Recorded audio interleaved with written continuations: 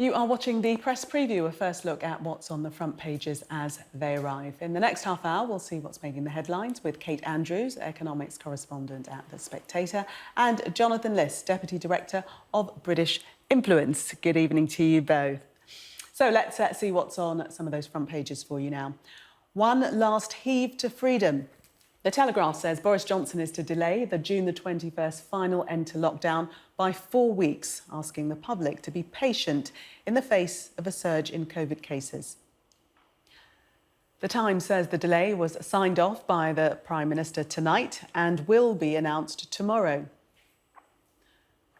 Not what we wanted to hear, of course, but The Guardian says it will at least keep thousands of people out of hospital. The Mail contrasts the agony of delaying the unlock date with the ecstasy of England's footballers winning their first game at the Euros.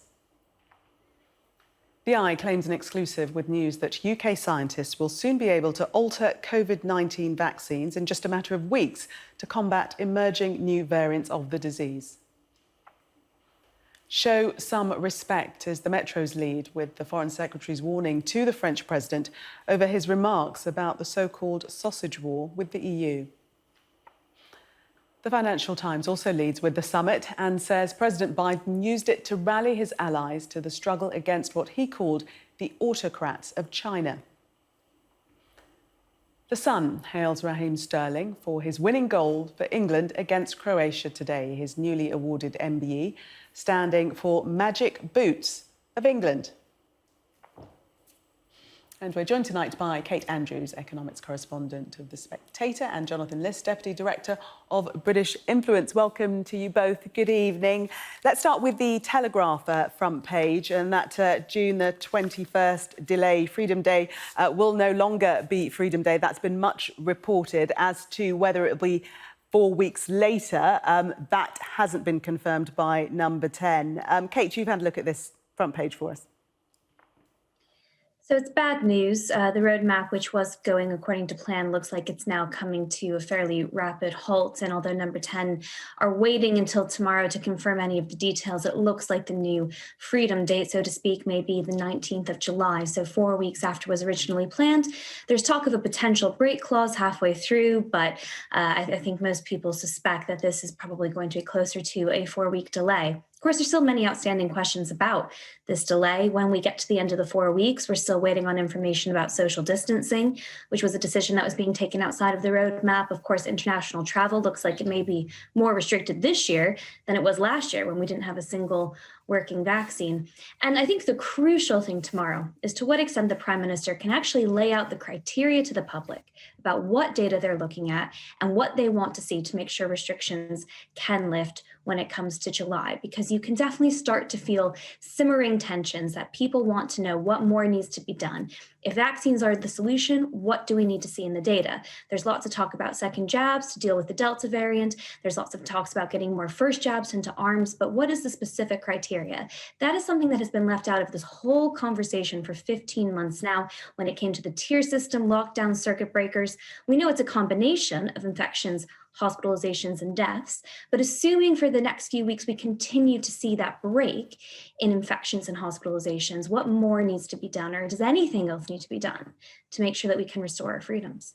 And we could just tell you, just some breaking news, that government source tells us, Sky News, that ministers are expected to delay lifting of COVID regulations for 4 weeks. So some confirmation there. Jonathan, your reaction to that? Well, I think the most annoying thing and frustrating thing about this is just how foreseeable it was.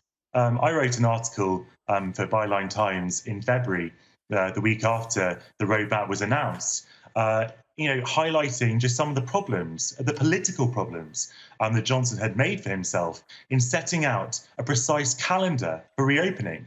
We know that the virus doesn't follow a timetable. There was no public clamouring for precise dates that they could mark on their calendars. But instead, Johnson sort of gave precise dates that he couldn't possibly have known at the time. He said it was irreversible, which again, he couldn't possibly have known. And here we are in a state where everyone has had the 21st of June marked out quite concretely in their minds. So, businesses had made arrangements to reopen, which they'll now have to scale back. People might have made arrangements to have quite large gatherings, which they might now have to postpone. And so all this was avoidable, and we also knew that the vaccines were not going to be delivered such that everyone would have 2 doses by 21st of June. So even though the Delta variant might have been somewhat unpredictable based on what we knew in February, we knew that the vaccine rollout was not going to be completed and that we'd have unvaccinated people in nightclubs on the 21st of June. So clearly that was far too early. So not only did he make a political and moral error in setting out the dates when he could have been much vaguer about general aspirations, he also should and could have known about the data which would have precluded such a premature opening. And Kate, how accepting do you think people will be of this unlocking not taking place on the 21st? The Daily Mail has the headline "Ecstasy and Agony." Obviously, there will be disappointment, but will people be understanding of the reasons behind it? I suspect they will be if the Prime Minister can really lay out clearly what the criteria is for lifting restrictions. So far, the public have been more than compliant and actually quite happy to go along with many of these major restrictions on our lives, all, I think, coming from a very good point of view that wanting to protect their parents, their grandparents, and even strangers, it was the right thing to do at different points of the year to lock down and restrict ourselves to save lives. But now that everybody's parents, if they want to, have been jabbed and grandparents have been jabbed, and it's just the young that are waiting on vaccines, there are going to be growing questions as to why it really isn't okay to get up to more kinds of activity. So I think the public is more likely to go along with it if Boris Johnson can make really clear promises about what he's looking for in that data. But if it turns out to be vague, I think it's going to become harder and harder to stick by. Now, I agree with Jonathan partially. I think saying anything is irreversible is very politically challenging because you can get yourself into real trouble. But once we discovered we didn't just have one, but multiple working vaccines with very high efficacy, higher than many people ever suspected we would get, I actually think it did make sense for the Prime Minister to give people some hope. If you believe in these vaccines and that they work, it was sensible to say, here's the earliest that we're going to hope to do these things. And I think the Prime Minister's challenge tomorrow is if he says, I just want a few more weeks to make sure we've broken that link between infections and hospitalizations, I think the public will be understanding. But if it's anything vaguer than that, it is going to be a real struggle, because if vaccines aren't the answer, then what is the answer? If the government doesn't have any kind of comprehensive message for that, people are going to start getting very frustrated. Jonathan, as I said, the Mail contrasting the emotions of people, ecstasy and agony. The good news that England won that first Euros game, and then to think that Freedom Day will no longer be on June the 21st. Yeah, I think there's also a problem with the phrasing of Freedom Day, that, we kind of always like a national holiday. And I think it's no coincidence, by the way, that last year the reopening took place on the 4th of July. So the government was quite clear that that would be a kind of Independence Day. Obviously, you get people's hopes up if you have phrasing like this. Obviously, we're all very excited to pick up our lives, but none of us wants to go back into normal life this summer, only to go back into lockdown in the autumn. Now, of course, and we have a vaccination rollout, as Kate was saying. But the problem with this variant is it's so much more transmissible than the old variant, which is also so much more transmissible than the original strain of COVID, that it will find people who are unvaccinated. And as we know, there is some vaccine escape as well. So, it will not take very much if cases keep rising as they do for hospitals to potentially become overwhelmed, or for there to be some kind of problem with the NHS. So I think people will be understanding. But Johnson has made a rod for his own back. He's made backbenchers extremely angry, and he's also irritated people who, as Kate points out, are very anxious and frustrated. They want to begin their normal lives, but they also want to do so with safety. Let's move on to some of the ecstasy, though, shall we? In the Metro with the football. Sterling start for England, Kate.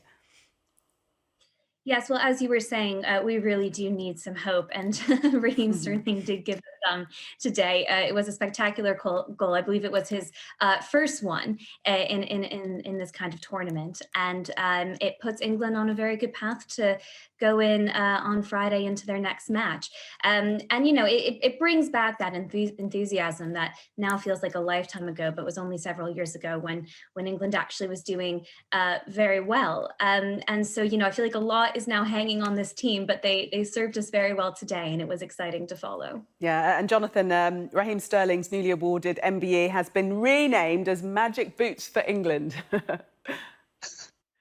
Yeah, I'm the kind of person who gets into football roughly every 2 years when there's an international tournament. So I was watching earlier, and yeah, it's one of those great things for morale. It felt, you know, it did feel brilliant, and you know, there was confidence when we could see Wembley Stadium that had real life people in it, and you do feel a kind of sense of enthusiasm that things are moving in the right direction, which makes it all the more important that we stay on the right track. But of course, it'll be such a great morale boost if England goes far into this tournament. I was thinking how my earliest football memory was Euro '96 and how excited we all were about that. So hopefully we can go one step further this time. Yeah, let's hope they can go all the way. Kate and Jonathan, for the moment, thank you. Coming up, end of an era after 12 years. Israel has a new government, one many believed could never come together.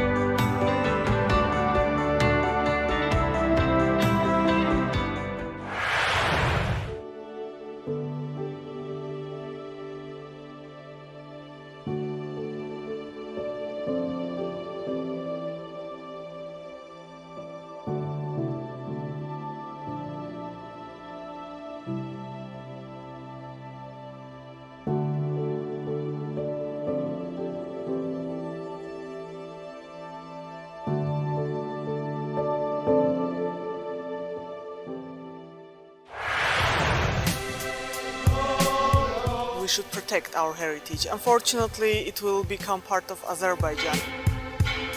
This monastery is under the protection, for now, the next 5 years at least, of Russian peacekeepers.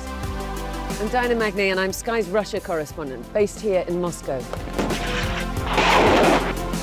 I witnessed the despair of the Armenians in Nagorno-Karabakh who were digging up the soil of their dead relatives.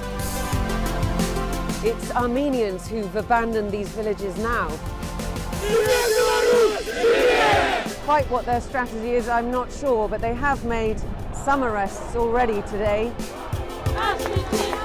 They can't kill everyone, they can't shoot everyone, they can't arrest everybody. We take you to the heart of the stories that shape our world. I mean, this clearly says, I love Hitler. Are you saying that doesn't say Hitler?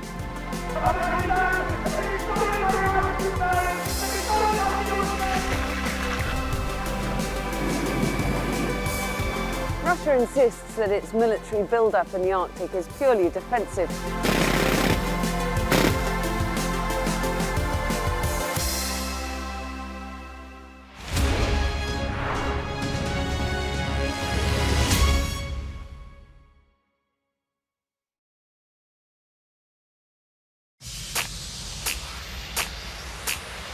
My name is Fatma Zilzila, the founder of Ecosaf from Kuwait, where we face many environmental problems related to waste pollution, deforestation, and lack of information. We are collecting recyclables from houses, schools, and businesses in order to recycle them. In exchange of your recyclables, you get a tree.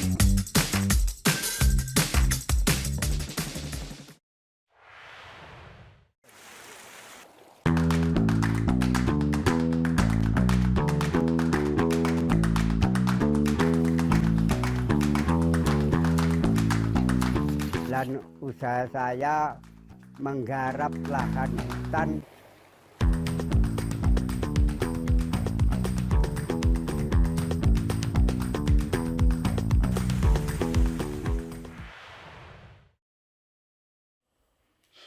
Welcome back. You're watching the press preview. Still with me, Kate Andrews and Jonathan Liss. There they are.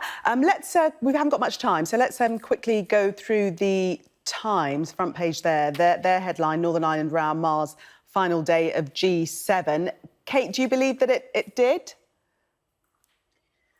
I'm not sure it did, actually. I think that the main story over the course of the week is more tax focused with the global minimum corporation tax. And I also think the focus on Joe Biden and his interaction with world leaders. But no doubt the big tension at the G7 was between the UK and the EU, and certainly between the UK and France, with Emmanuel Macron taking a very harsh stance on the Northern Ireland Protocol, which is still causing both sides a really big headache. Currently, they're looking at the sausage wars, in which the UK wants to extend the grace period that it can be shipping chilled meats, including sausages, from Great Britain to Northern Ireland without having to go through rigorous checks.